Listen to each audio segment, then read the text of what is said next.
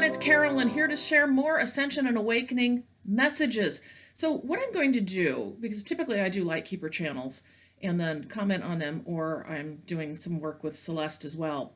But this time I want to talk about my awakening journey, because many are going to be awakening. You might be one of those sitting here wondering, how did I end up with her channel in front of me watching this video?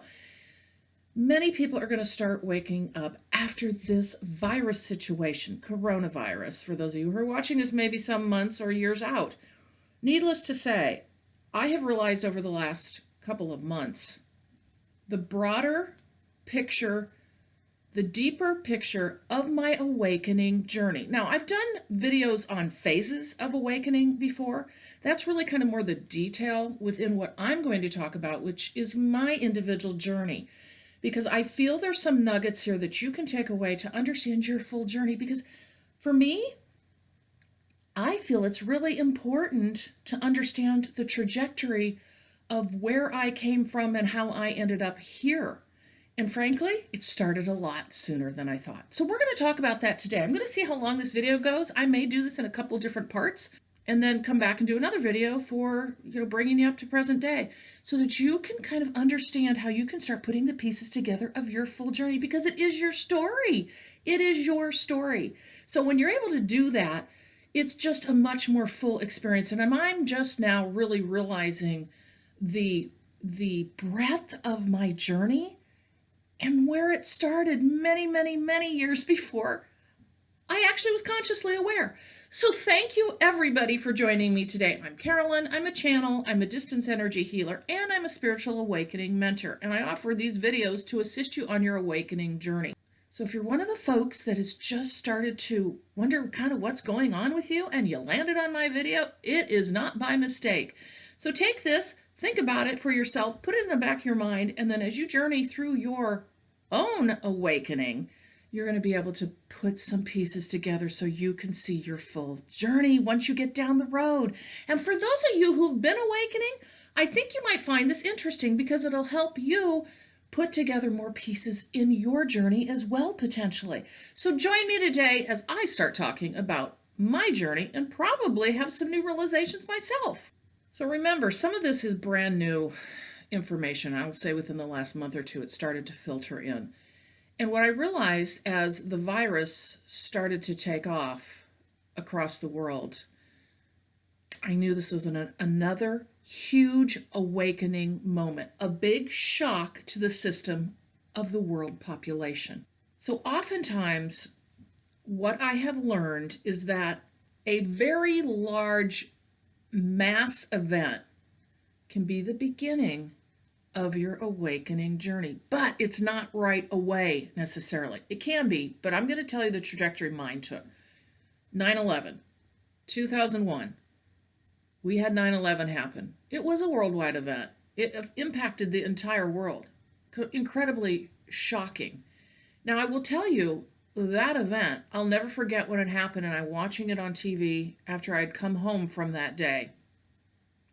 And I said to the fellow that I was seeing at the time, I said, everything changes from here. And that just flew out of my mouth. Everything changes from here. So up until 2001, I honestly had been living a pretty typical, I will just say, middle-class American life. I have mentioned this to you before. I had the career thing going. I was really loving my life. I had just spent, I'll say, 3 or 4 years coming out of a marriage and that I'd been in for a number of years and building my own life. Well, I had met someone in the meantime, which was interesting. That's probably another part of the conversation. But anyway, I'd met someone who I started seeing. And so he was involved with me in the 9/11 event. Well, what happened then was, as I said that, everything changes from here. Nothing will ever be the same. It's almost like something went off in me. Now, what I remember at that time was that was the mass event that happened. Now keep this in mind. That was the mass event that happened. But then there's the collateral, what I call collateral damage of the event into your own personal life. This is when things start to hit you hard. So for instance, with the virus, for example, You may not be impacted, your family might not be impacted in that sense, right? In the sense of them getting the virus and having that traumatic event. But you might have been too. So maybe that was your big shakeup from that mass event. But a lot of us are going to know about the mass event, be impacted in some more extraneous way, but then down the road, you may find that, and they keep telling me collateral damage, okay? So, like, it's the after effects, it's like the domino effect, like something happens to make it more personal for you. Because the thing is, with the awakening journey, it's got to be personal. It has to be a personal wake up call, okay? And what I'm going to tell you here is mine was phased. Sometimes we can get knocked wide open and it starts. But I'm here to tell you, I thought that with me too. But then when I looked back, I realized 9/11 was the starting phase. So then what happened is I had my personal event approximately 2 years after 9/11. And as those of you who were around then and experienced that calamity in the US, and then, of course, the ripple effect worldwide, where we ended up with wars, it goes on and on, right? I had collateral damage in my personal life. The fellow I was seeing was from the Middle East, and that's probably 10 videos in and of itself. I went through a series of 2 years of complete trauma with the collateral damage from 9/11. He ended up moving back to his home country and was in line for his citizenship. Needless to say, there's a whole conversation about that with the collateral damage to those communities, to the Arab American community, the Muslim community. That said, that was my collateral damage. Okay, so there's a lot going on with those in those 2 years. But my point in this is we have the mass event happen. I have super chills talking about this, so they're really confirming this. We have the mass event that starts the crack. It's that first little crack, that fissure in you, okay? And then oftentimes you're going to have the personal event that rolls off of that mass event, okay? Whatever that is, to make it personal to you so that you start, your little eggshell starts cracking. Doesn't mean it's going to explode all at once. It's usually gradual. And I'll just say, it's not fun. It's an event that will rock you and make you question so many things, and at the same time cause that little crack of awareness. So during what I would say from 2001 to about 2004, I was on this trajectory of having this personal event occur. And during this time, as this personal event unfolded and then kind of finished up gradually, I realized I was really starting to look at the idea of, wow, things aren't what I thought they were on the surface. I just kind of listened, believe it or not, kind of listened to the news, not with a lot of filter, just kind of went, okay. And I really wasn't into the news, anything like that. Oh, I became a super news hound. I started to somehow, the idea of, and I just did a video on this, conspiracy theory showed up. I hadn't really been very clued in on that. And I was kind of one of those where I was like, oh, could this be? And I'm very open-minded, but I never really investigated any of this before. It was never in my awareness. It wasn't meant to be in my awareness at the time. So the whole idea of things are not what they seem or what you have been told they are showed up in spades for me.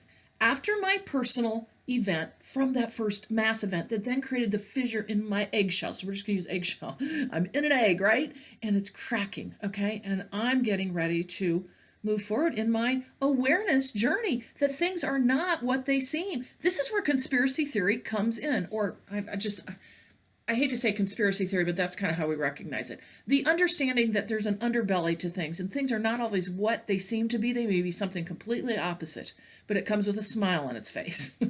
So the point is when we start becoming aware that there's something more going on potentially, right? It's not like necessarily digging deep into it, even though, as I said in my last video, I did for 5 years. I dug in on the weekends. I would spend my evenings and kind of my days digging into conspiracy, because there's this whole 9/11 thing, right? And so I'm learning, and my awareness is open up. What happened during that time is I learned, and there's many other things, but I'll just throw out the ones that were in my face. Chemtrails. We can talk all day long about that and what they are, what they aren't.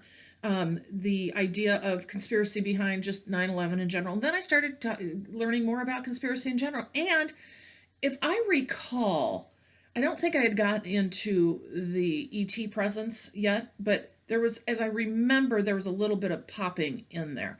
But this was the groundwork that was laid.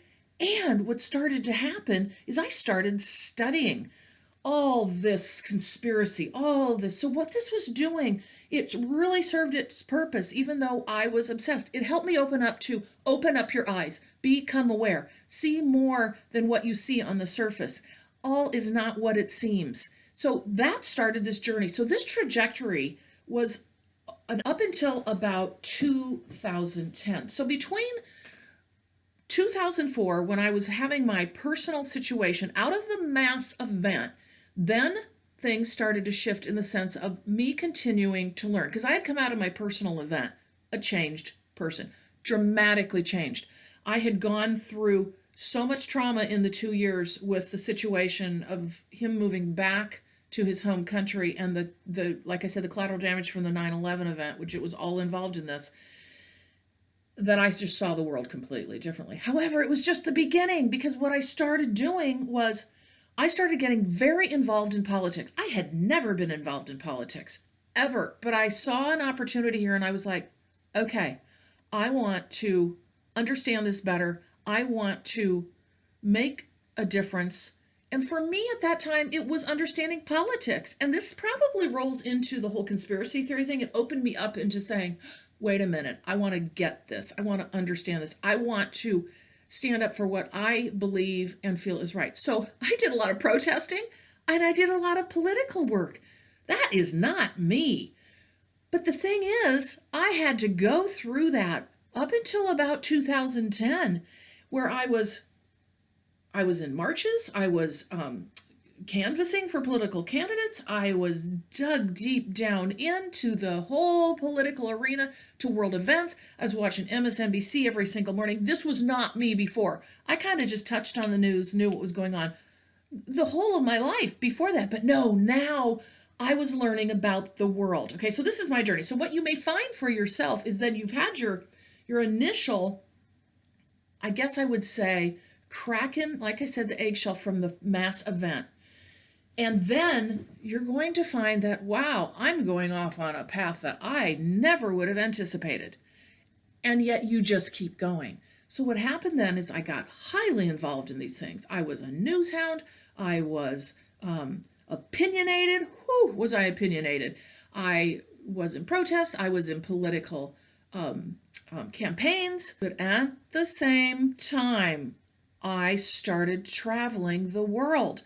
It was the first time I had ever, this is all after this event from 9/11, all right? I started traveling the world in about 2004, which was, well, actually my first traveling was in 2000 before 9/11, which is real interesting that that happened just before 9/11 because everything changed after that, as we know. I had this massive overseas, incredible 3-week vacation to Jordan, and with my guy that I was seeing, and which we decided to stay in touch. And so then my mom and him and I started traveling together because she's a world traveler, and we thought, wow, what an opportunity to see his home country. We had that happen in 2000, and then after 2004, guess what? I traveled the world. Now think about this, okay? Someone who had never traveled much before in her entire life suddenly has this great desire to start traveling all over. There isn't anywhere I wouldn't go.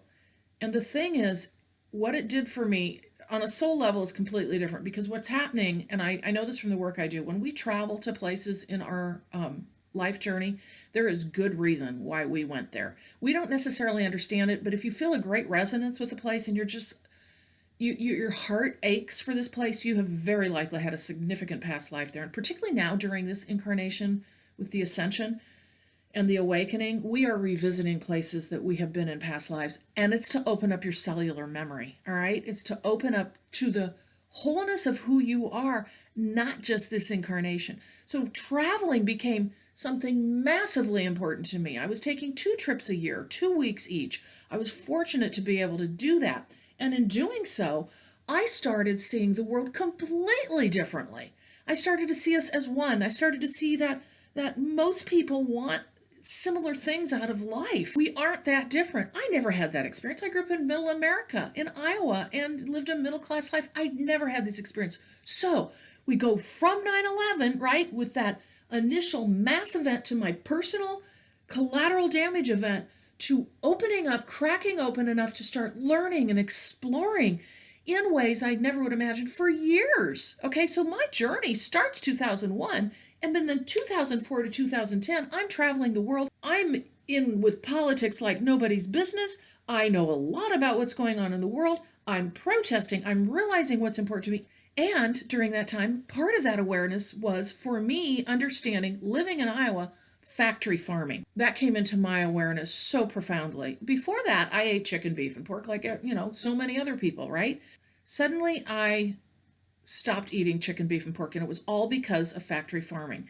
And if you live in Iowa, you would understand what I'm talking about. And I became extremely aware of what was happening in these facilities. Now, this is part of the awakening journey. I didn't know it then, but my diet started to change. My higher self was already working within myself without my conscious awareness. I just knew that I was learning all these things, changing my way of living, not caring what anybody else thought. I had people ask me at Thanksgiving, year after year, for about 4 years, well, I thought you ate turkey.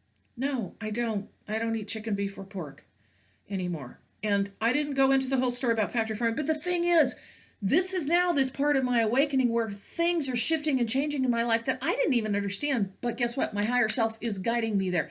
My whole dietary system changed. So for at least, I'll say, I guess it's been 15 years now. Yeah, 16. I've been what I would call a pescatarian because I do eat some fish on occasion. But that's where I've landed in that. So during this trajectory of this part of my initial awakening, unconscious awakening, I am now delving into things that become a part of me that wake me up even further. So what this was up through 2010 was this undercurrent. You've got, and I've always talked about this, right? Like here we are on the surface, just living on the surface of the water, right? That's what we see. That's what everybody sees, the human self. And here's the higher self starting to make waves. And when your mass event happens, often, then what we've got from there is the personal part of this story and journey starts happening. And your higher self starts bubbling up over this trajectory of time. And I'll bet you dimes to donuts, if you look back, those of you who have been awakening for some time, you're going to find that it started a lot sooner when you really start letting that sink in and look at when things changed for you. So then from there, what happened for me is I was continuing to do this traveling. I was a completely new person. I was very involved in other things. My life had really opened up to understanding the world in a much broader view rather than my little microcosm that I was living in. And then 2010 happened. And this was the formal end of that relationship that I was telling you about with the fella who ended up moving back to his home country in Jordan. We had been traveling for a number of years together, and yet I could tell it was becoming more of a friendship. He was moving on with his life, so was I. So it was really, ended up very nicely done. Needless to say, it wasn't traumatic, but guess what? It's exactly what I needed. I will never forget the moment when we were traveling, our last trip together, and decided, you know what? I don't think we're going to do this anymore.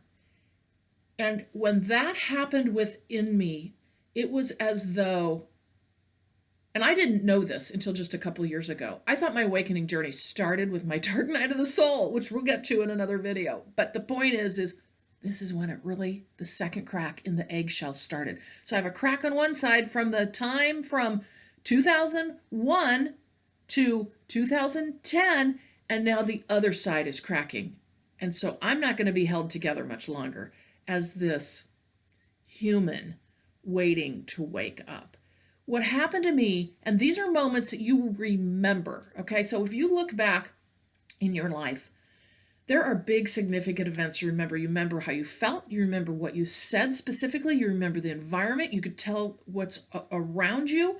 You know exactly. You go back years and it's like you're there today. Those are significant events in your journey. My significant event was this conversation, and then the next morning waking up and feeling like I had been reborn. So the story for me in this is that I had always been in a relationship since I was 15. I didn't know what it was like not to be in a romantic relationship. I didn't know who I was. I had just gone from relationship to relationship, long term ones, but this had not allowed me to grow in myself. Okay, so that's my journey. That's I'm not saying that's going to happen to everybody, but the point is age 15 to, out into 2010, I had always had a relationship, whether it was a marriage or a significant other, but they rolled one right back to the next. Maybe if I was lucky, I had a month in between, but that's no time to get to know yourself. So guess what? Guess what? I'll bet if you look at your journey, you're going to see, or you will have this happen, where you have a period of time where you're here to reclaim who you are. Because very often we cannot do this when we are in a romantic relationship. It is very difficult to do when we are tied to another person and we're going through the growth process of being human at the same time our higher self is trying to wake us up. But when you are alone, you can dig deep. And I'm not saying that's going to be that way for everyone. This is my trajectory, and I know that it can be a common trajectory. So if suddenly you find yourself alone for the first time, not in a relationship, hallelujah, okay? Hallelujah, because guess what? You are going to dig so deep into yourself because you're going to have the chance to understand that now there's a feeling of freedom, even though it might be painful. In my case, it was time, okay? Once you get through, maybe say, if it's traumatic that you've broken up, once you get through that, then what you will find is this growth opportunity if you allow it, all right? So my major growth opportunity came at the end of a relationship where I felt full freedom. And I remember thinking that morning at breakfast, and I will never forget where I was sitting with drinking my beautiful coffee, sailboats out on the water, and sitting there feeling like somebody had just taken the chains off of me. Well, they were chains of my own making, which essentially was Carolyn always being in a relationship. Also defining herself a lot through that relationship. And now was my chance to define myself. I remember feeling like, oh my gosh, I haven't felt this feeling since I was 15. Okay, so that's can be a little disturbing when you're further along in life and you look back and go, I am now starting to realize again that I have this opportunity to find out who I am without the filter of being in a relationship, okay? And so what happened then is I realized that very quickly. This is an opportunity for me to blaze forward, and I did. I came home, I was consciously aware of that, but I still didn't know anything about the awakening. Nothing at all. I was not consciously aware, but the crack on the other side of the eggshell had happened. So now we have two. The shell is falling apart, all right? But it's building me up at the same time. So I come home from that trip, I felt more freedom than I've ever felt. I just felt like I could create anything I ever wanted because guess what? It was now about me. It was about what I wanted. It was about what I was going to create. And, I had a tendency to let the relationship in many ways define me, not in my career, but in my personal world. Okay. And a lot of us do that.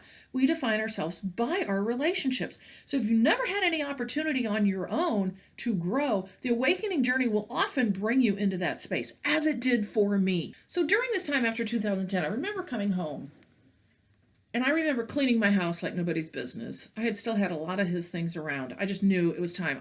Not that we weren't going to be friends, but the point is this was the trajectory I was on to make this all about me now. I needed it to be all about me. And that is not selfish because this is how we find out who we are. This is how we go through this journey, turning inside into ourselves, digging deep, learning who we are, feeling the depth of who we are.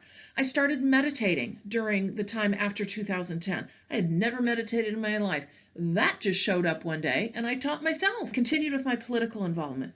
I started to make new friends because now I had the opportunity. I had been pretty insular before.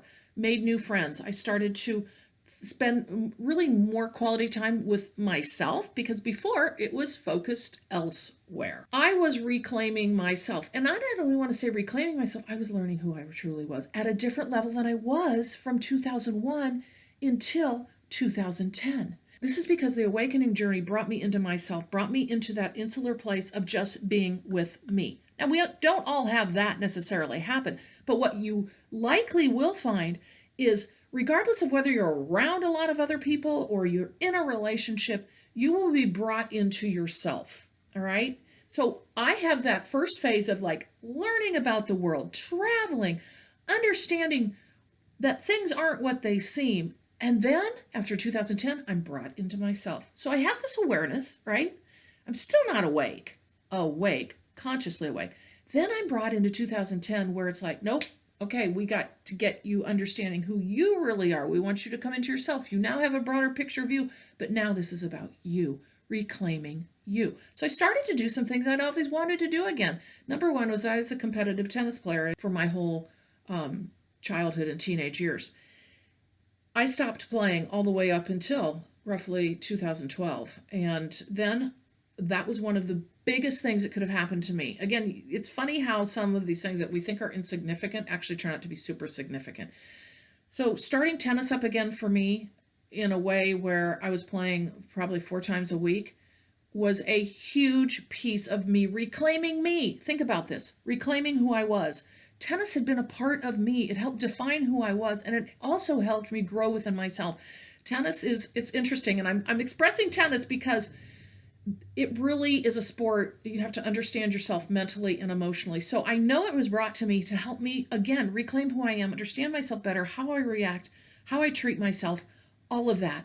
It was a journey. So I've continued to play since then, but it was a big part of my journey because it also brought one of my soulmates into my life. I had not been connected to this individual in this incarnation before.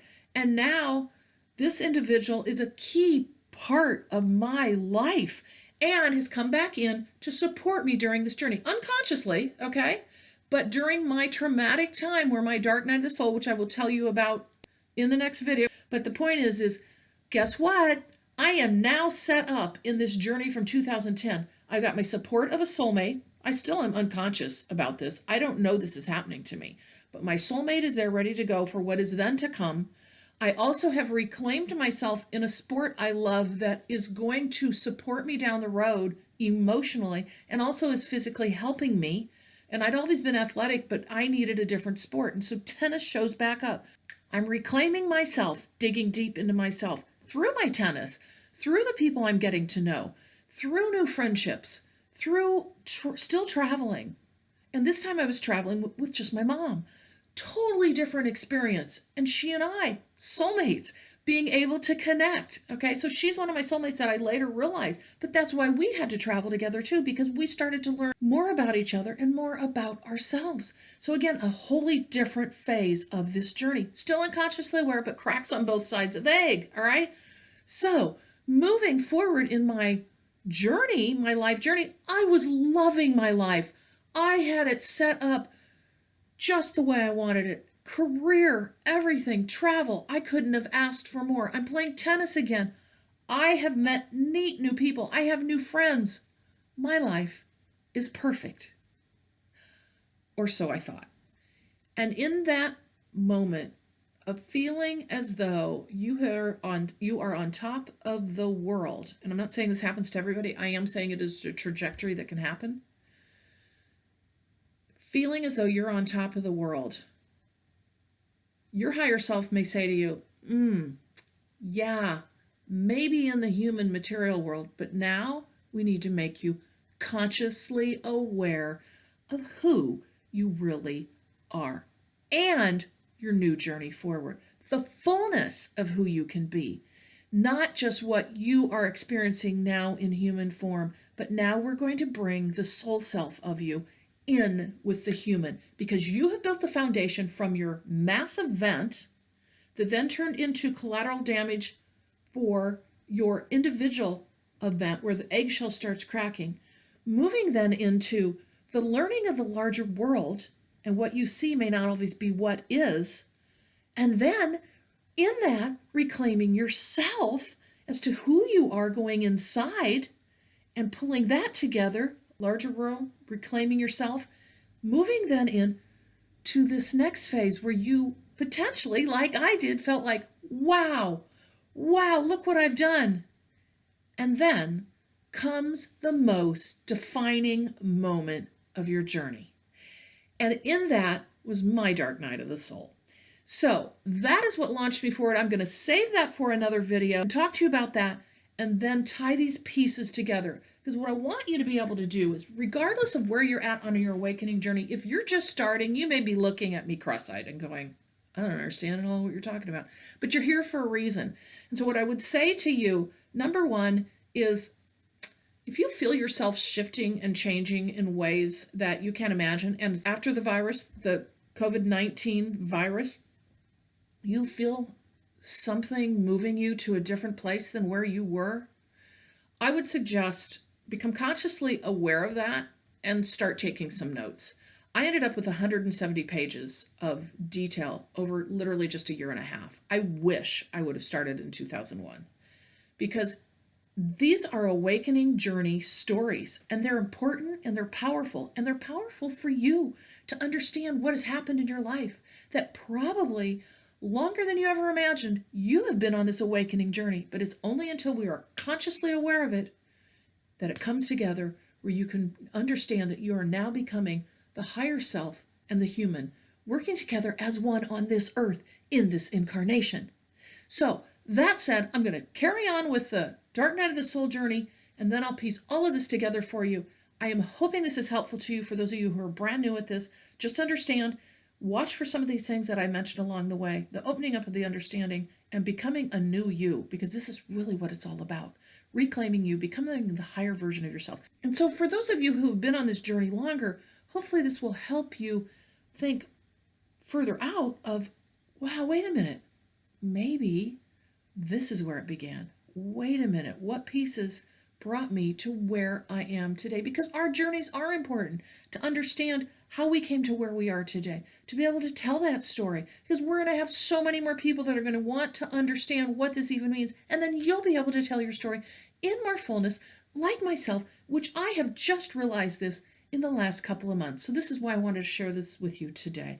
So thank you so much for joining me, and I will share the rest of my journey in another video coming up shortly. So as I leave you today, check out my services, purplerainhealing.com. I still have those specials available. The $45 distance energy healing session with an overview that I send in email, as well as a channel message from the Light Keepers and a chakra evaluation from the distance energy healing. Additionally, Celeste and I are offering discounted sessions for our soul journey readings that we do, which are powerful sessions designed to help you understand the broader view of your soul journey. So with that today, I thank you so much for joining me, and I will see you in the next video.